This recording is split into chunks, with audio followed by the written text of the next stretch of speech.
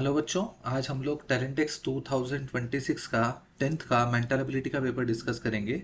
Mental ability मेरे हिसाब से हर बच्चे को दिन में 15 टू 20 मिनट्स प्रैक्टिस करनी चाहिए।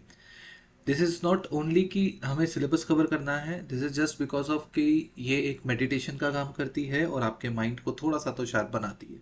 ठीक है, तो चलिए क्वेश्चन नंबर 61 पे आते हैं। इस पेपर में टोटल 20 क्वेश्चन हम लोग डिस्कस करने वाले हैं।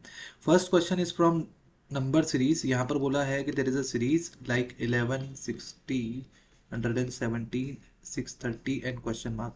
बोला है कि इसका नेक्स्ट नंबर क्या होगा।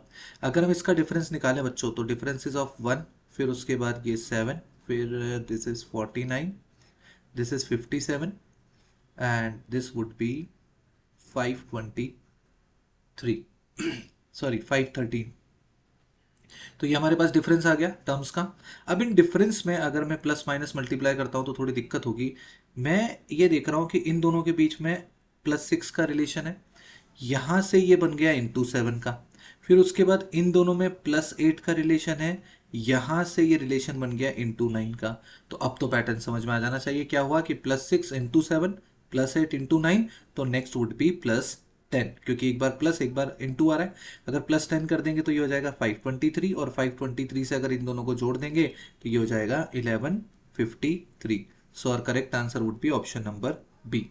तो ये क्वेश्चन बहुत अच्छा क्वेश्चन था, ट्रिकी क्वेश्चन था, होपफुली क्लियर हुआ होगा। मूविंग अहेड, ये भी क्वेश्चन बहुत बढ़िया दिया है। इसको एक बार एनटीएससी स्टेज 2 में भी पूछा गया था। इस क्वेश्चन ने क्या बोला, in a certain code language the mathematical operators have been placed in a clock. Now इसमें बोला है कि प्लस जो है, प्लस का मतलब है 725। तो एक काम करते हैं, मैं लिख रहा हूँ प्लस और इसको इनिशियली दे रखा है 725। ऐसे ही जो मल्टीप्लाई है वो इनिशियली अपने को दे रखा है 515। जो डिवाइड है ये दे रखा है अपने को 9। जो लेस देन है दिस इज 1055। जो ग्रेटर देन है दिस इज 330। जो इक्वल्स टू साइन है दिस इज 105। एंड जो माइनस साइन है ये है आपका 1125। यहाँ तक तो आपको बेसिक क्वेश्चन दे रखा है। अब इसने क्या बोला अपने को, इसने बोला है कि if the positions plus minus multiply divide less than greater than and equals to changed by the rotation 30 degree 45 degree, sorry 30 degree 60 degree 90 degree and so on in the clockwise and anti clockwise alternately. ये इस question में logic था जो आपको पकड़ना था। इसने बोला है कि ये जितनी भी पोजीशंस हैं इनको आपने रोटेट किया है ना। पहले वाले को 30 डिग्री से, मतलब ये जो प्लस है इसको 30 डिग्री से, माइनस को आपने शिफ्ट किया था, माइनस नीचे है, माइनस को 60 डिग्री से शिफ्ट किया है। अच्छा, पहला वाला क्लॉकवाइज जा रहा है तो ये क्लॉक लिख दिया मैंने, दूसरा वाला एंटी क्लॉकवाइज तो ये एंटी क्लॉक लिख दिया।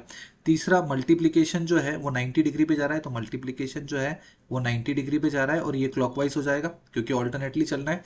फिर डिवीजन जो है वो 120 डिग्री पे आ जाएगा और ये आ जाएगा आपका एंटी क्लॉकवाइज डायरेक्शन में। फिर उसके बाद we have a sign of less than, तो लेस देन जो है वो 150 डिग्री हो जाएगा और ये हो जाएगा आपका क्लॉकवाइज डायरेक्शन में। फिर ग्रेटर देन साइन जो है ये 180 डिग्री हो जाएगा और ये हो जाएगा आपका एंटी क्लॉकवाइज डायरेक्शन में। और फिर लास्ट साइन जो है वो 210 डिग्री रोटेट कर लेगा क्लॉकवाइज डायरेक्शन में। मतलब हमने सबसे पहले तो कंसीडर किया कि प्लस का मतलब ये, इंटू का मतलब ये, मल्टीप्लाई का मतलब ये, सॉरी इंटू मल्टीप्लाई सेम चीज हो गई, डिवाइड का मतलब ये। अब यहाँ पर अगर अपन देखें तो इसने 30 60 90 के रोटेशन किए हैं, 30 मिनट का गैप रखा है और ऑल्टरनेट जो है वो क्लॉकवाइज और एंटी क्लॉकवाइज। यहाँ पर एक चीज समझ में आना चाहिए कि अगर मेरे को टाइम ड्यूरेशन दे रखा है और मुझे एंगल में नहीं फंसना है तो मैं यहाँ पर सीधा सीधा ये लिख सकता हूँ कि जहाँ पर 30 डिग्री है इसका मतलब वो 5 मिनट की बात कर रहा है क्योंकि 5 मिनट में 30 डिग्री कवर हो जाता है। जहाँ पर 60 डिग्री है वो 10 मिनट की बात कर रहा है, जहाँ पर 90 डिग्री है वो 15 मिनट की बात कर रहा है एंड सो ऑन। अब अगर ये चीज़ आपने पकड़ ली तो फिर तो क्वेश्चन सॉल्व हो गया। अब क्वेश्चन ने जैसा बोला वैसा करते हैं। इसने बोला है कि 725 को 30 डिग्री क्लॉकवाइज डायरेक्शन में, क्लॉकवाइज डायरेक्शन मतलब इस डायरेक्शन में करना है, मतलब आपको 5 मिनट आगे जाना है। 5 मिनट आगे जाना है तो 730 टाइम हो जाएगा। फिर नेगेटिव पे, मतलब सॉरी मल्टीप्लीकेशन पे 90 डिग्री जाना है क्लॉकवाइज, क्लॉकवाइज मतलब ऐसे ही जाना है। और 90 डिग्री का मतलब कितने हो गए, कितने मिनट हो गए, 15 मिनट, तो इसको 15 मिनट से बढ़ा दो तो 530 इसका टाइम हो गया। डिवीजन को आपको 120 डिग्री पे रोटेट कराना है। 120 डिग्री में कितने हो जाएंगे, तो अगर अपन 120 डिग्री पे बोले तो 20 मिनट हो जाएंगे। और एंटी क्लॉकवाइज जाना है, एंटी क्लॉकवाइज मतलब पीछे की तरफ जाना है। अगर पीछे की तरफ 20 मिनट पे जाना है तो ये टाइम कितना हो जाएगा, 20 मिनट पीछे 840। यहाँ पर 150 डिग्री जाना है क्लॉकवाइज, 150 डिग्री का मतलब कितने मिनट हो गए, 25 मिनट। क्लॉकवाइज मतलब आगे की तरफ जाना है, तो इसमें 25 मिनट और ऐड कर दें, तो 25 मिनट ऐड करने पे कितना हो जाएगा, ये 1120। फिर उसके बाद 180 डिग्री घूमना है, लेकिन अब की बार घूमना है पीछे की तरफ, एंटी क्लॉकवाइज मतलब 30 मिनट पीछे जाना है, और 30 मिनट पीछे जाने पे कितना हो जाएगा, 3 o'clock हो जाएगा। फिर 210 मतलब ये कितने मिनट हो गया, 35 मिनट क्लॉकवाइज मतलब आगे की तरफ, आगे की तरफ जाना है, तो ये बन जाएगा 35 मिनट पे 140। फिर उसके बाद और आगे चलते हैं, 1125 को 60 डिग्री घुमाना है एंटी क्लॉकवाइज, मतलब 10 मिनट पीछे की तरफ। 10 मिनट पीछे का मतलब क्या हो गया कि ये हो गया 1115। तो बच्चों ये हमने क्या किया, कोडिंग को क्रैक कर लिया। अब प्लस का मतलब नए वाले टर्म में कितना हो जाएगा, 730, इंटू का मतलब हो जाएगा 530 एंड सो ऑन। अब क्वेश्चन ने ऑप्शन नंबर 1 बोला है कि बताओ इसमें ऑप्शन, चारों ऑप्शन में से कौन सा ऑप्शन ट्रू होगा। तो फर्स्ट ऑप्शन को लिखते हैं, इसने बोला 6, अब 1115, 1115 पे क्या दिख रहा है अपने को, 1115 पे माइनस दिख रहा है, तो माइनस कर दें। फिर उसके बाद 4, फिर 530, 530 भी क्या दिख रहा है अपने को, 530 पे मल्टीप्लाई दिख रहा है, तो मल्टीप्लाई कर देते हैं किससे, 1 से। फिर उसके बाद 840, 840 क्या दिख रहा है हमको, 840 डिवाइड दिख रहा है, तो डिवाइड पे चले जाते हैं, ये आ रहा है 2। फिर उसके बाद 730, 730 पे क्या है अपना, 730 पे प्लस है, तो प्लस कर देते हैं, कितना, 3। फिर उसके बाद 3 o'clock, 3 o'clock का मतलब क्या है, ग्रेटर देन, तो ये ग्रेटर देन लगा दिया 1। फिर उसके बाद 530, 530 मीन्स मल्टीप्लीकेशन, तो ये मल्टीप्लाई कर दिया 8 से। फिर 840, 840 मतलब डिवीजन, डिवीजन कर दिया अपन ने 4 से। तो ये ऑप्शन 1 है। अब हमें देखना है कि ऑप्शन 1 इज ट्रू और नॉट। तो यहाँ देखो ये माइनस और मल्टीप्लाई, माइनस और डिवाइड को पहले सॉल्व कर लेते हैं, मल्टीप्लाई डिवाइड को, तो ये हो जाएगा 4, 4 डिवाइडेड बाई 2 इज 2, और ये 6 और 3 जुड़ जाएगा 9, तो ये हो गया 9 माइनस 2 इज ग्रेटर देन, ये 8 हो जाएगा, 8 डिवाइडेड बाई 4 इज 2। तो क्या 7 2 से बड़ा है, बड़ा है तो सही है, सही है, तो ये तो ऑप्शन 1 ही ट्रू हो गया। अब अगर ये नहीं होता तो ऑप्शन 2, 3, 4 ये भी हम लोग चेक कर लेते हैं, बट आई होप ये वाला क्वेश्चन समझ में आ गया होगा। नेक्स्ट क्वेश्चन पे मूव करते हैं। नेक्स्ट क्वेश्चन में बोला गया है अपने को कि ना, Q of girls, Akanksha is 9th from the left and Mona is 17th from the right.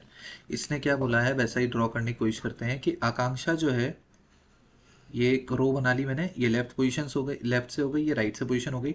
आकांक्षा जो है वो है आपकी 9th from the left, 9th है मतलब इसके इधर 8 स्टूडेंट बैठे हैं।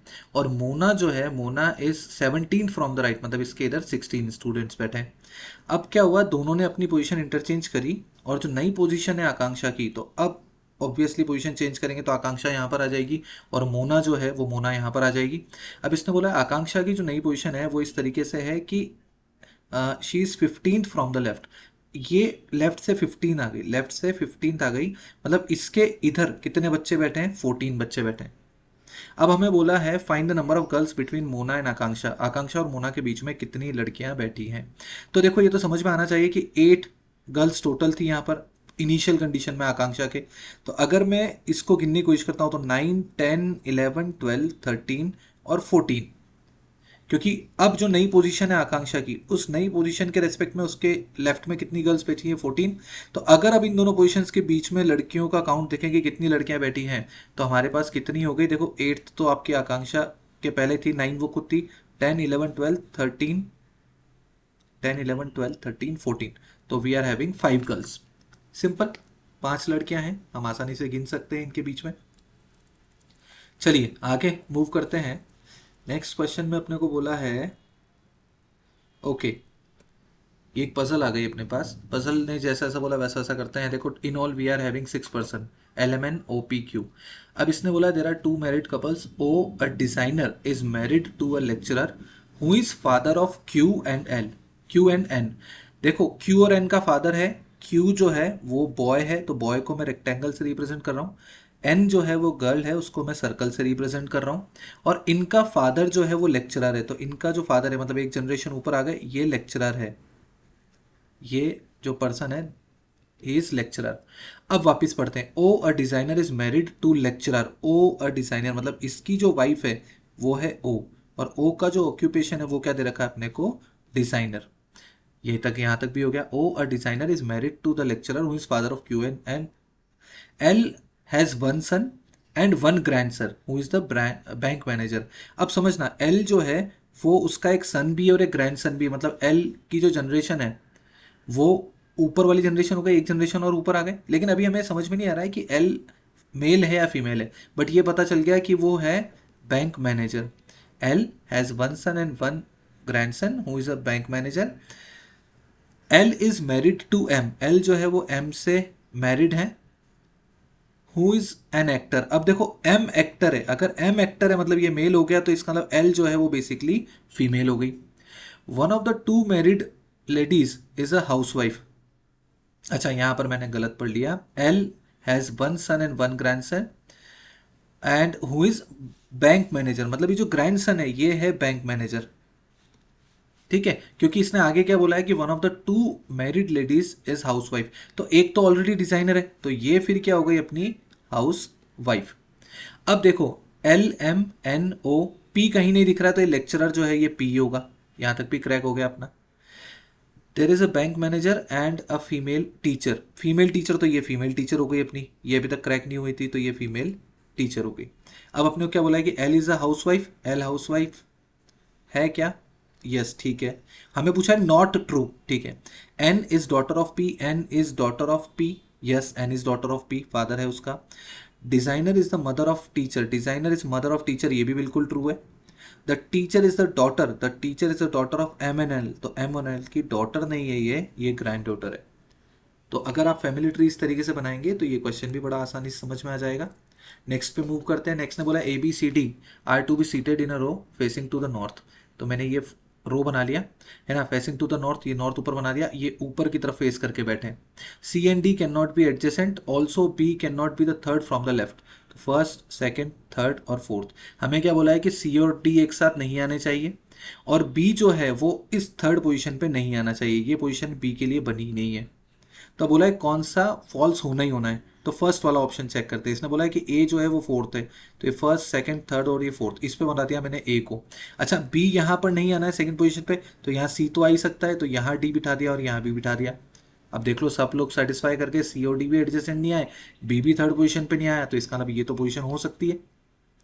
अब दूसरा देखते हैं, दूसरे ने बोला क्या ए जो है वो थर्ड पोजीशन पे है, तो 1 2 3 4 ए को थर्ड पोजीशन पे बिठा दिया, बी को आने ही नहीं था यहाँ पर, तो इधर डी को लगा दो, इधर सी को लगा दो, इधर बी को लगा दो, ये भी ट्रू है, इसमें भी कोई दिक्कत वाली बात नहीं, कोई कॉन्ट्राडिक्शन नहीं। ए इज एट सेकंड पोजीशन, तो 1 2 3 4 सेकंड पोजीशन पे, तो ए को यहाँ पर बिठा दो। अच्छा बी यहाँ पर नहीं आना है, तो बी को यहाँ बिठा दो, कहीं पर बिठा दो, तो ये सी हो गया और ये डी हो गया, और ये आपके एडजेसेंट भी नहीं आए, ये भी ट्रू है। लास्ट वाला देखते हैं, इसने क्या बोला कि A is at the first position, A को बिठा दो यहाँ पर। अब ए को यहाँ पर बिठा दो और बी यहाँ आएगा नहीं, अगर बी यहाँ नहीं आएगा तो बी या तो यहाँ पर आएगा या फिर यहाँ पर आएगा। अच्छा अगर बी आया आपका फोर्थ पोजीशन पे, तो सी डी तो यहाँ आना पड़ेगा, और अगर बी आया सेकंड पोजीशन पे, तो सी डी को यहाँ पर आना पड़ेगा, और ये तो एडजेसेंट होंगे, तो इसका मतलब ये वाली जो कंडीशन है ये फॉल्स कंडीशन है। तो I think this is option number 4। ये भी समझ में आ गया होगा आपको कॉम्बिनेशंस बना बना के। नेक्स्ट में देखते हैं, ये आपका बेसिकली डायरेक्शन सेंस पे आ गया। Piya and Siya start from a same point and walk 20 kilometre in the opposite direction to each other. तो मैं एक काम करता हूँ, ये यहाँ से इन्होंने स्टार्ट किया लेट सपोज, और ये दोनों एक दूसरे से अपोजिट डायरेक्शन में मूव कर रही है, तो मैंने मान लिया कि ये है पिया और यहाँ पर है सिया। मूव करने के बाद थोड़ी देर, अब इसने क्या बोला 20 किलोमीटर अपार्ट आ गए, walk 20 metre in the opposite direction. Now Piya turns left, देखो 20 किलोमीटर गए हैं, तो ये भी 20 गई है, ये भी 20 गई है, दोनों एक दूसरे से अपोजिट डायरेक्शन में गए हैं। अब इसने क्या बोला है कि पिया left turns left and walk 15। अच्छा पिया का लेफ्ट कहाँ होगा, तो पिया की तरफ अपना फेस करके देखो, तुम्हें समझ में आ जाएगा, इसका लेफ्ट नीचे की तरफ होगा, और लेफ्ट पे कितनी गई है 15 किलोमीटर गई है। सिया भी लेफ्ट भी गई है, तो सिया लेफ्ट किधर जाएगी, तो सिया का लेफ्ट ऊपर की तरफ होगा, ये भी 15 किलोमीटर चली गई। अब बोला है दोनों एक दूसरे से कितने डिस्टेंस पे है, तो दोनों एक दूसरे से कितने डिस्टेंस पे है, तो उसको ऐसे करके ज्वाइन करके देखा। अब ये लेफ्ट घूमी है तो 90 डिग्री पे मानेंगे, तो अगर ये 15 है और ये 20 है, तो पाइथागोरस ट्रिपलेट से ये वाली लेंथ 25 हो जाएगी। ऐसे ही ये 15 और ये 20 है, तो पाइथागोरस ट्रिपलेट से ये 25 लेंथ हो जाएगी। अब बोला है दोनों की पोजीशन, अगर इसको P1 और इसको P2 मान लेता हूं मैं, तो दोनों की पोजीशन के बीच में डिस्टेंस कितनी है, तो 25 + 25 दैट इज इक्वल्स टू 50। तो तो ये हो जाएगा 50 किलोमीटर। होपफुली ये भी आसान है, समझ में आ गया होगा। अगला क्वेश्चन बहुत अच्छा क्वेश्चन है। इसने बोला है कि एक्सप्रेशन में क्वेश्चन मार्क क्या होगा, तो ये हमारा इंसर्ट द मिसिंग कैरेक्टर पे आ गया। हम एक काम करते, कोड लिखते हैं। ई का कोड 5 है, एम का कोड 13 है, पी का कोड 16 है और एक्स का कोड 24 है। अगर इन सब कोड्स को मैं ऐड करूं, तो अगर ऐड करेंगे ना तो ये हो जाएगा 16 और 24, 40, 40 से 50, 53, 53 से 58, और 58 जो आया इसका भी डिजिटल सम कर दें तो ये आ जाएगा 13, and 13 is a bottom number. अगर यही रूल यहाँ पर भी अप्लाई करें सेकंड वाले में, तो ये कोड है आपका 10, ये कोड है आपका 23, ये है आपका 18 और ये है आपका 15। ठीक है, तो ये हो गया 25, 25 से हो गया 48, 48 से 56 से 66, तो सम इज 66, और 66 का भी डिजिटल सम करें तो 12। तो इसका मतलब फिर यहाँ पर क्या आंसर आ जाना चाहिए, ये है 3, 7, 25 और ये है 12। तो 12 और 3 हो गया 15, 15 से 40, 40 से 47।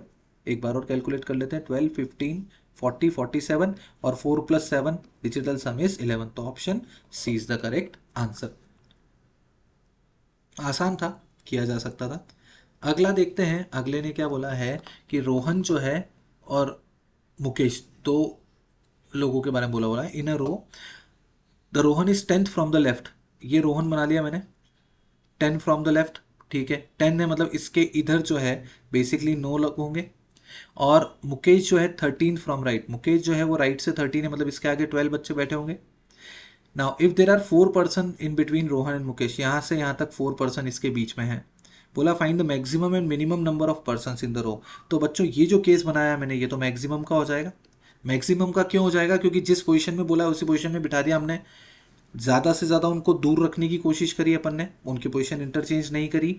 तो यहाँ पर इस हिसाब से मेरे पास बोला है total number of, maximum number of person कितने हो सकते हैं। तो अगर इस डायग्राम को देखें तो 9, 9 और 12 21, तो 21 और 4 25, और ये 2 और बैठे हैं, तो टोटल मिला के मैक्सिमम में हो गया 27। अब मिनिमम नंबर ऑफ पर्सन भी पूछा है, तो मिनिमम के लिए हमको क्या करना पड़ता है, हमको इसको उल्टा सोचना पड़ता है। हमको बोला है कि ये जो रोहन है ये लेफ्ट से कितना है 9, मतलब इसके लेफ्ट में 8 पर्सन बैठे होंगे, और ये जो मोहन है, मुकेश सॉरी, इसके राइट में कितने पर्सन बैठे हुए हैं, इसके राइट में 12% बैठे हुए हैं, क्योंकि ये 13 है, ये 12% बैठे हुए। और बोला इन दोनों के बीच में भी 4 पर्सन है, तो 4 तो जो है वो तो होंगे ही होंगे बच्चों। अगर इन दोनों के बीच में 4 पर्सन है तो फिर अब आपको आंसर समझ में आना चाहिए। देखो इसके लेफ्ट में 8 है, ये खुद हो गया 9। इसके राइट में 4 पर्सन ये वाले हैं, तो अगर इसके राइट में 4 पर्सन है तो ये 4 पर्सन और ऐड हो गए, फिर एक हो गया आपका रोहन 13, और फिर उसके बाद कितने बच्चे और बच रहे हैं बस वो ऐड कर लो। तो वहां से जब आप ऐड करोगे तो ये आ जाएगा 17।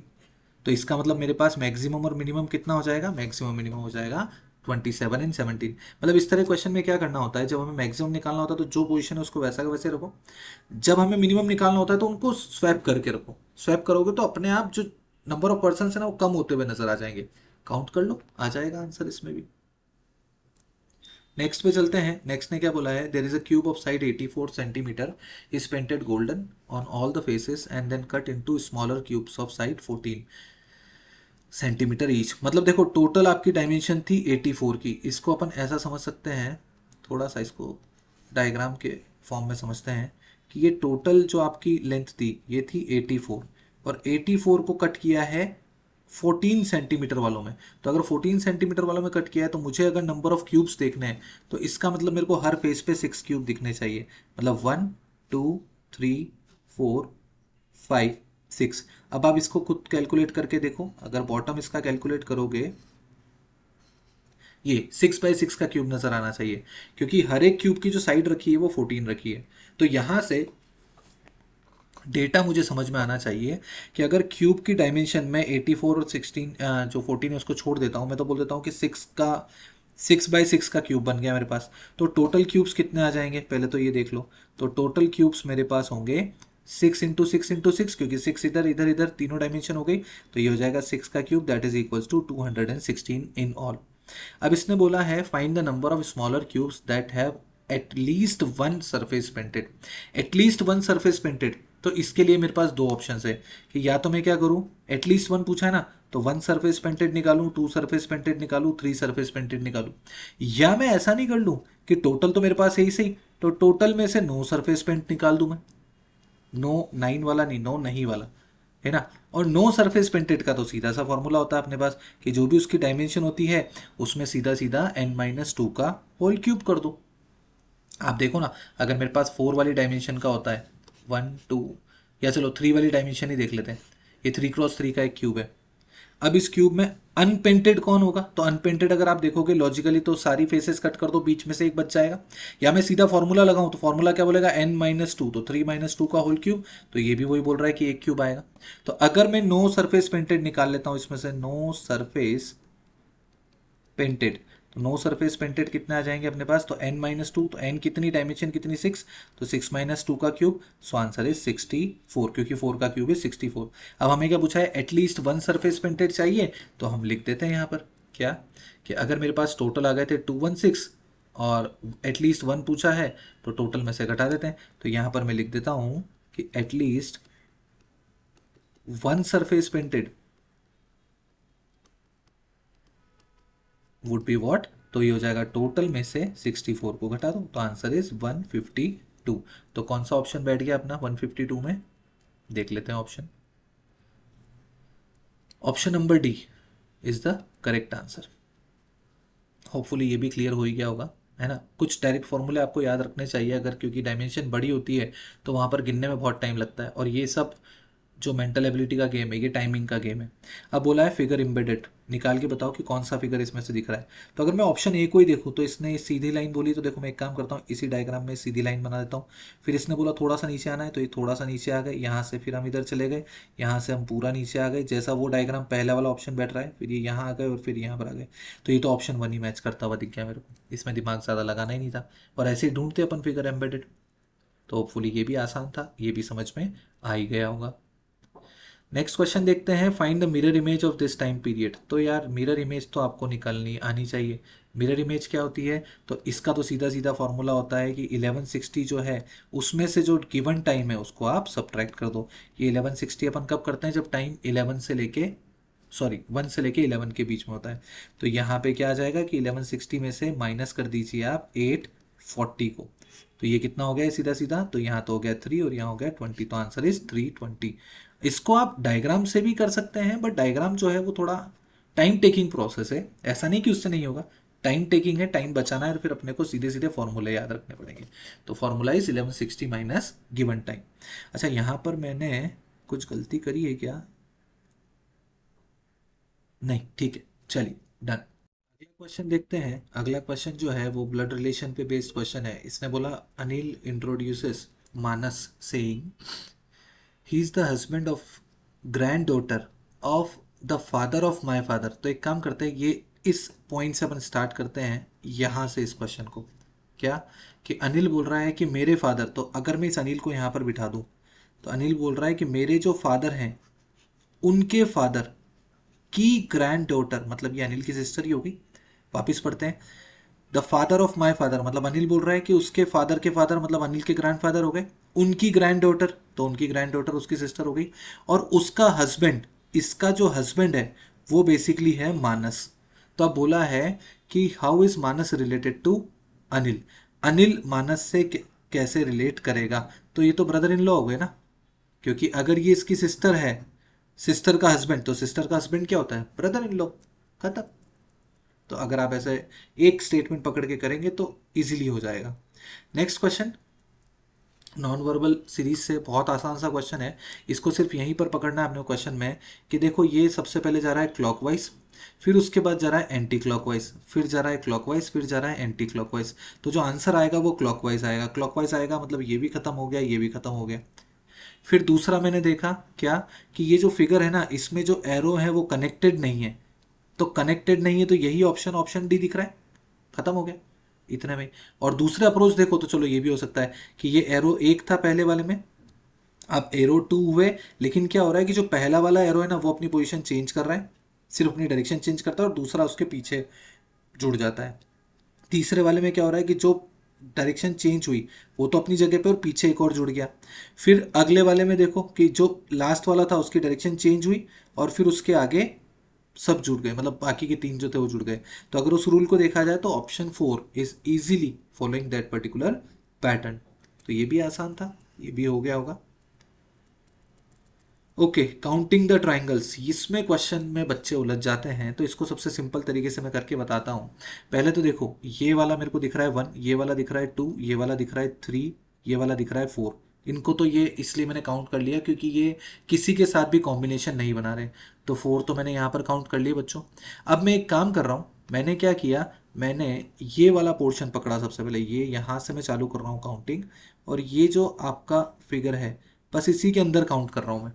अगर इसी के अंदर काउंट कर रहा हूँ तो देखो, मैं सबसे पहले सिंगल सिंगल काउंट कर रहा हूँ, 1 2, फिर ये बड़ा वाला 3, ये बड़ा वाला 4, 4 के बाद ये 5, ये 6, ऐसे ही ये 7 और ये 8। अगर सिर्फ इसके अंदर अंदर गिनोगे आप तो इसके अंदर मेरे को 8 नजर आ जाएंगे।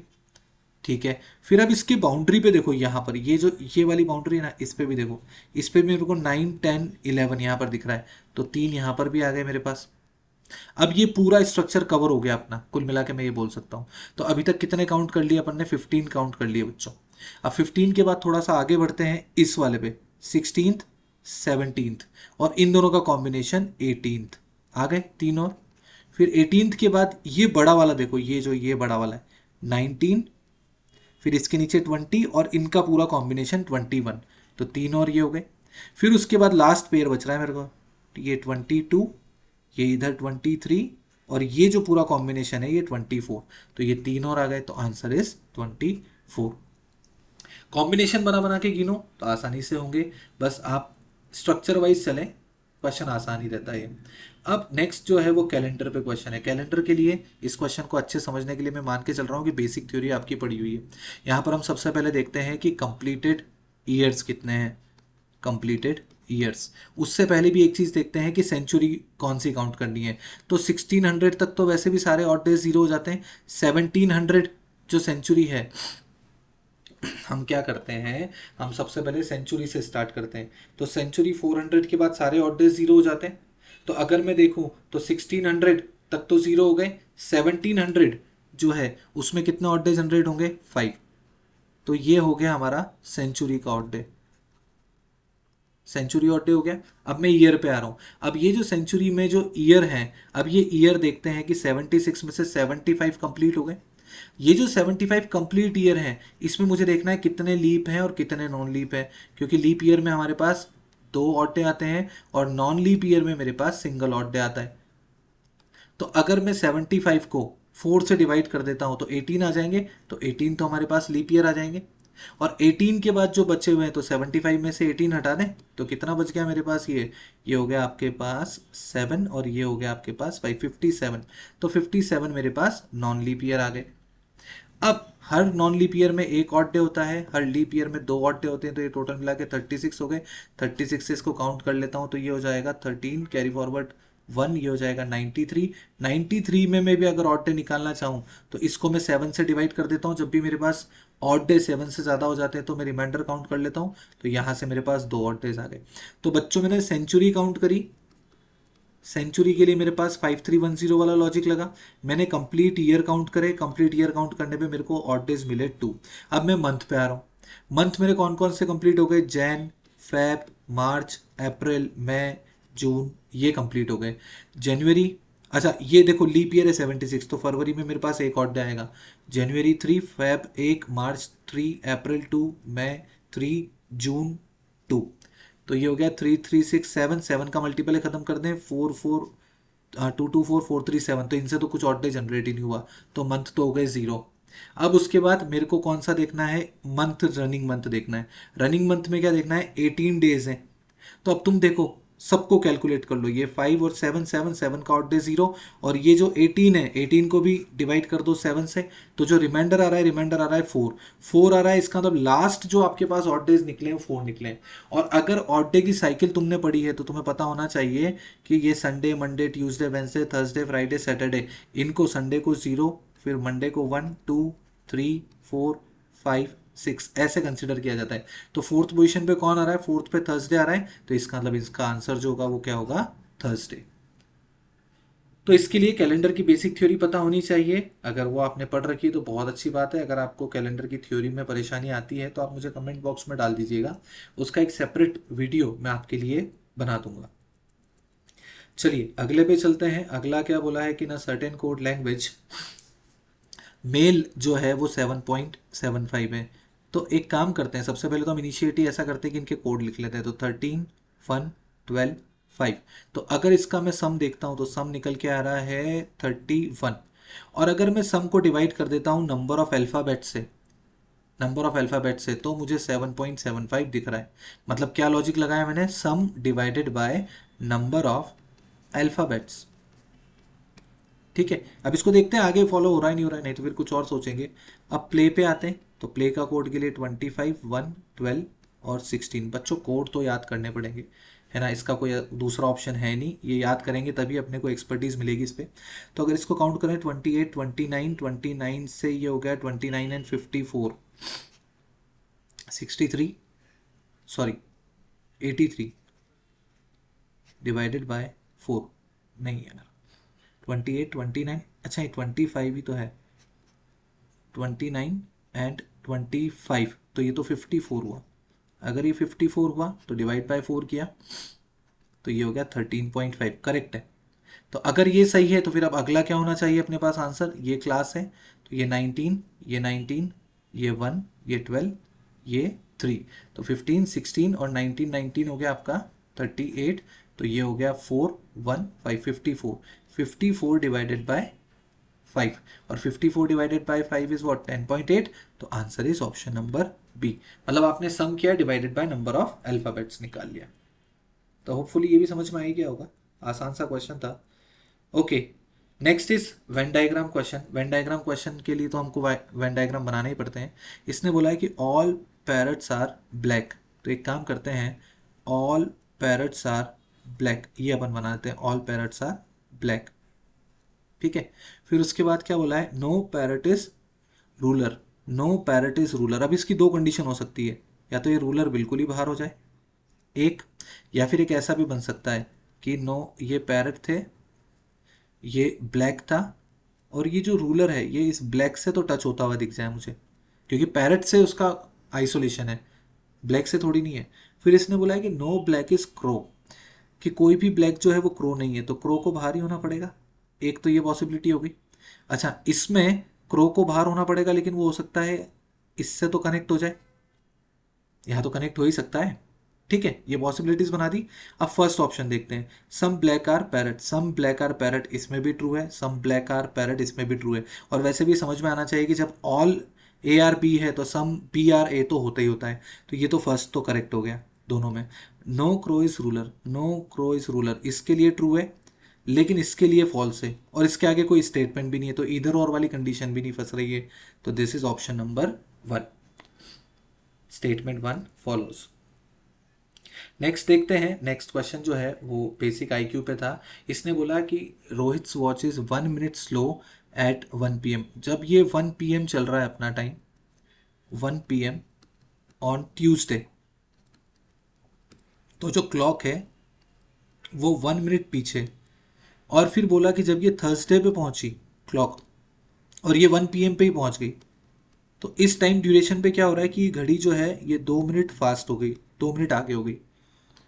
तो क्या मैं ऐसा नहीं देख सकता हूँ कि इसका मतलब अगर ये 2 दिनों का गैप देखा जाए, मतलब ये 48 आवर्स को रीड किया जाए, तो ये घड़ी पहले 1 मिनट पीछे थी और अब 2 मिनट आगे हो गई, मतलब 3 मिनट का इसने ट्रैवलिंग किया है। तो मैं ऐसा बोल सकता हूँ क्या कि 3 minutes are covered, 3 minute cover कर लिए घड़ी ने, कितने टाइम में बच्चों, 48 आवर्स में।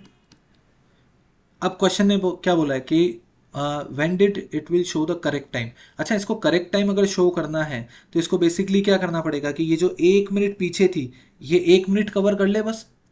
तो फिर तो क्वेश्चन समझ में आ जाना चाहिए कि अगर 3 मिनट कवर करने में 48 आवर्स लगते हैं और अगर मुझे 1 ही मिनट कवर कराना है करेक्ट टाइम के लिए, तो 1 मिनट करेक्ट करने के लिए कितना करना पड़ेगा, तो 48/3, तो ये हो जाएगा 16 आवर। मतलब इसको 16 आवर लगेंगे 1 मिनट को कवर करने में। तो जो आपकी घड़ी यहाँ पर 1 PM पे थी ट्यूसडे को, अगर इससे मैं 16 आवर जोड़ लेता हूँ, तो अगर मैं ट्यूसडे की बात कर रहा हूँ 1 PM की बात कर रहा हूँ और मैंने 1 मिनट इसको कवर करवा दिया। और कितने घंटे लगे? 16 आवर्स। तो अगर 16 आवर कैलकुलेट करने हैं तो इससे 16 आवर कितने हो जाएंगे? तो 1 PM से 1 AM ये तो हो जाएंगे आपके 12 आवर, और 12 आवर में 4 आवर और जोड़ दो तो टोटल मिला के 5 AM। तो 5 AM कौन सा आ रहा है ऑप्शन? Option number 2। और वेंसडे तो ऑब्वियसली बीच वाला दिन तो वेंसडे है ही सही ना, तो वेंसडे पे तो टिक करेगा ही करेगा। तो दिस इज वेंसडे 5 AM। आसान है, यूनिटरी मेथड है। 3 मिनट कवर करने में 48 लगे थे तो 1 मिनट कवर करने में 48 आवर लगे थे, तो 1 मिनट कवर करने में अपना 16 आवर लगे। 16 आवर जोड़ दिए अपन ने सीधा सीधा आगे, राइट। चलो आगे देखते हैं। अब इसमें बोला है कि Rohan and Neha married on 29 Feb 1896 and it was Tuesday. Feb 29 1896 को ट्यूसडे बोला गया, ठीक है। और क्या बोला गया? दे celebrate their real anniversary only on Tuesday. देखो 29 को तो सेलिब्रेट करते ही, लेकिन उसमें भी शर्त क्या है? ट्यूसडे होना चाहिए। तो अब आप बताइए उनकी जो नेक्स्ट रियल एनिवर्सरी आएगी आफ्टर 1896 ये कब आएगी? अब देखो ये क्वेश्चन जो है ना थोड़ा सा उलझा हुआ है। अगर तुम उसको ऐसे ऑर्डिनरी अप्रोच के साथ करोगे कि सर एक काम करते हैं 29 Feb 1896 से अपन चलते हैं 1897 में। लफड़ा क्या है कि यहाँ पर 29 नहीं आएगा, यहाँ पर 28 Feb ही आएगा। तो उसके लिए टोटल 364 डेज होंगे, और 364 डेज होंगे तो नंबर ऑफ ऑड डेज यहाँ पर 0 कन्वर्ट होगा, ठीक है। फिर उसके बाद अपन 28 Feb 98 पे जाएंगे, 99 पे जाएंगे, 00 पे जाएंगे, सब में एक एक ऑड डे जनरेट होगा। ऐसे करके कैलकुलेट करेंगे तो ये टाइम टेकिंग प्रोसेस है। अगेन आई एम रिपीटिंग कि हो तो जाएगा कि आप इसमें ऑड डेज कैलकुलेट करते जाओ, जहां पर नंबर ऑफ ऑड डेज 7 आ जाए वहां पर सेम डे आ जाता है, लेकिन उसमें भी शर्त ये होना चाहिए कि लीप ईयर ही होना है। तो बच्चों अगर तुम ये चारों ऑप्शन के लिए मैच करोगे तो ये बहुत टाइम लेगा। तो इससे बेटर मुझे क्या लगता है एक और तरीका, कि मैं एक काम करता हूं, मैं एक्चुअल डे निकाल लेता हूं। मैं क्या कर रहा हूं, मैं इसमें एक्चुअल डे निकाल लेता हूं। और एक्चुअल डे तो मेरे को निकालना आता ही है कैलेंडर से, तो मैं निकाल लूंगा एक्चुअल डे ऑन 29 Feb 1896। देखो मैं टाइम बचाने की बात कर रहा हूँ। और एक्चुअल डे निकालने का कॉन्सेप्ट अभी हमने ऊपर एक क्वेश्चन में देखा था कि आप सबसे पहले सेंचुरी देखें कौन सी कंप्लीट हुई है, फिर सेंचुरी के बाद आ जाएं आप कंप्लीटेड ईयर्स पे, कंप्लीटेड ईयर्स के बाद आप आ जाएं मंथ्स पे, और मंथ्स के बाद आ जाएं आप डे पे। तो अगर इसको देखें तो 1800 में यहाँ पर मैं वही 5310 वाला कॉन्सेप्ट सेंचुरी वाला वो तो आपको पता ही है। तो 1600 तक तो जीरो हो जाते हैं, तो 1700 और 1800, तो 1800 पे मेरे पास सेंचुरी के 3 ऑड डे आ जाएंगे। फिर अगर मैं कंप्लीट ईयर की बात करता हूँ तो 96 में से 95 आपके कंप्लीट ईयर है। अब 95 में हम देखेंगे लीप कितने हैं और ऑर्डिनरी कितने हैं। लीप निकालने के लिए डिवाइड बाय 4 कर देते हैं, तो यहाँ से आपके पास 24 तो आ जाएंगे लीप। एक लीप ईयर में 2 ऑड डे होता है, तो टोटल मिला के 48 ऑड डेज हो जाएंगे। और 48 7 से बड़ा नंबर है तो इसको रिमाइंडर के साथ 6 शो कर देंगे। अब 24 अगर आपके लीप बच गए तो 71 बचे हुए आपके ऑर्डिनरी ईयर हो गए, और हर एक ईयर में एक आता है, तो यहाँ से नंबर ऑफ ऑड डेज आ जाएंगे 71, जिसको मैंने 1 में कन्वर्ट कर दिया। अब मेरे पास कंप्लीट ईयर्स में कितने आ गए? तो 6 तो यहाँ पर आ गए, 1 यहाँ आ गया, 7 से तो ये 0 हो गया। तो कंप्लीटेड ईयर्स में भी मेरे पास 0 ऑड डेज आ गए। मैं मंथ की बात करूं तो जनवरी कंप्लीट हो गया, तो जनवरी में 3 ऑड डेज होते हैं। और फरवरी के कितने दिन गिनने हैं बच्चों? फरवरी के टोटल 29 दिन गिनने हैं। बस ये सारे के सारे जो स्क्वायर बॉक्सेस हैं ये आपके total number of odd days है। तो ऑड डेज कितने हो गए? 29, 32, 35। 35 इज 0। तो इसका मतलब एक्चुअल डे जो था 29 Feb 1896 को, वो था संडे। और संडे को रेफरेंस 2 दिन आगे बढ़ा के लिखा गया ट्यूसडे। अब आप क्या करें? सिंपल सी जुगाड़ है। आप करेक्ट डे निकाल लें 1908 में, 1936 में, 1948 में और 1952 में। ये तो निकाल ही सकते हैं अपन, अभी सीखा अपन ने। और जो इसको मैच कर जाए रूल को, कि वहां पर भी आपके number of odd days zeros आ जाए, मतलब वो संडे दिख जाए, तो वही आपका ट्यूसडे होगा फाइनली। तो इससे आपका आंसर निकल जाएगा। करके देखिएगा, आसान है, ट्रिकी है, थोड़ा सा तो समझना पड़ेगा। इसके बाद ये जो लास्ट क्वेश्चन है इस पेपर का, इस क्वेश्चन पे अभी डिस्कशंस चल रहे हैं, इसका अभी तक कोई फाइनाइट आंसर समझ में आया नहीं है। तो जैसे इसका आंसर आता है वो मैं आपको या तो कमेंट बॉक्स में पिंग करके बता दूंगा, या फिर इसका अलग से सेपरेट वीडियो बनाना पड़ा तो वो भी अपन कर लेंगे।